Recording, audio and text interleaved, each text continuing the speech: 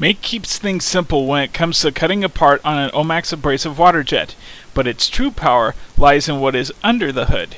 One critical piece that comprises Make is the cutting model.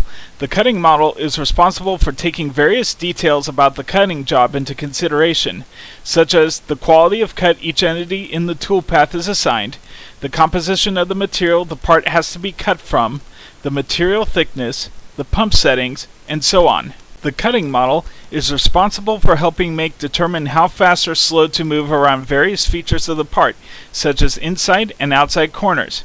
Make does a good job in doing so, with this particular part being cut in 1-inch mild steel. With the settings that are presently in Make, the job will take just over 17.5 minutes to complete, which is already faster and more precise than what most any other abrasive water jet could make this part in. The cutting model alone is not all that Make has in terms of achieving a quality part in the least amount of time. Let's turn on some cutting optimizations that are presently turned off to optimize how this path is cut. The various lead optimization settings allow the lead-ins and lead-outs to shrink or grow as needed to achieve the optimal length needed to pierce through the material by the time the end of the lead-in is reached, or have the jet clear the part when finishing a cut. Corner passing will add an additional length of cutting that goes beyond a sharp corner and then quickly return to where the part is cut to resume cutting the next entity.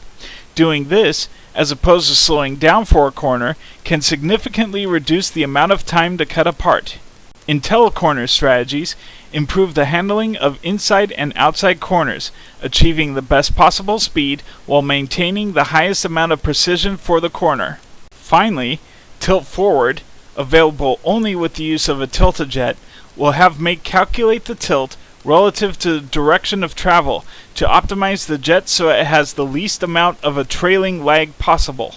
With all of these options turned on, and once Make recompiles the path using the optimizations, we can see that we now have a part cutting time estimate of just under 13 minutes.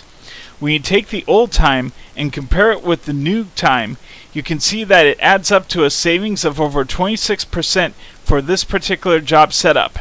It is important to note that these settings are employed automatically for the user, without a lot of tweaking, experimenting, or specialized knowledge on the part of the operator.